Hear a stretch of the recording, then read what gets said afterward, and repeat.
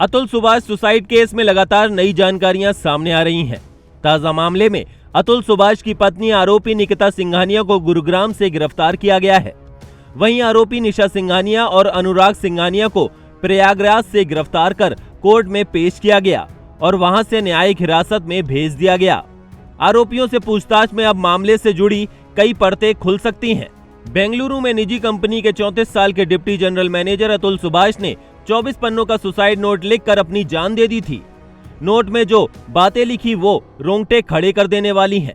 अतुल ने नोट में लिखा था कि मरने के बाद मेरी अस्थियों को तब तक मत विसर्जित करना जब तक इंसाफ ना मिले। अतुल सुभाष बिहार के समस्तीपुर के रहने वाले थे। सोमवार सुबह 6 बजे पुलिस कंट्रोल रूम को बेंगलुरु के मंजुनाथ लेआउट स्थित डेल्फिनियम रेजिडेंसी में आत्महत्या की सूचना मिली।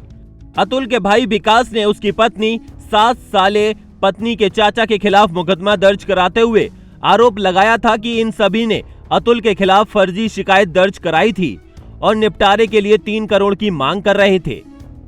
सुसाइड नोट में उसने जौनपुर स्थित एक कोर्ट के जज और पेशकार पर भी भ्रष्टाचार का आरोप लगाया था। सुसाइड नोट और वीडियो को अतुल ने एक एनजीओ के व्हाट्सएप ग्रुप में भेजा था। अतुल ने नोट में लिखा था उसकी पत्नी ने उसके खिलाफ हत्या, यौन दुराचार, पैसे के लिए उत्पीड़न, घरेलू हिंसा और दहेज समेत 9 मुकदमे दर्ज कराए थे।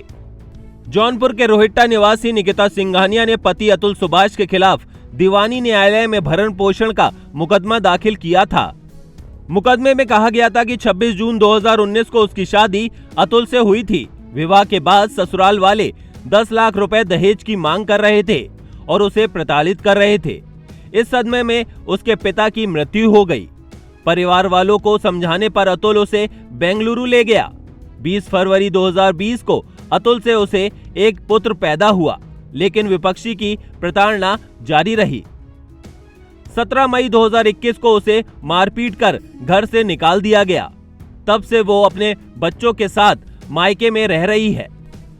Atul Optum global solution private limited Bengaluru में एक कंपनी में इंजीनियर था। निकिता ने अपने और पुत्र के लिए 2 लाख रुपए भरण पोषण की मांग की थी। वादिनी निकिता खुद जॉब करके 78,245 रुपए वेतन पाती थी। कोर्ट ने 29 जुलाई 2024 को पत्नी के संबंध में प्रार्थना पत्र निरस्त कर दिया था और पति अतुल को आदेश दिया था कि वो बच्चों को 40,000 रुपए प्रति माह उसके वयस्क होने तक भरण पोषण अदा करे। इसके अलावा दहेज उत्पीड़न के मुकदमे में भी अतुल को कोर्ट ने जमानत दे दी थी। घरेलू हिंसा का भी मुकदमा चल रहा था। इस बीच अतुल ने आत्महत्या कर ली। अतुल के अधिवक्ता अवधेश तिवारी ने बताया था कि इस दौरान मुकदमे में किसी प्रकार का भ्रष्टाचार की बात नहीं सामने आई थी। सामान्य तरीके से मुकदमा चला और कोर्ट ने दोनों पक्षों को सुनकर उचित आदेश पारित किए थे।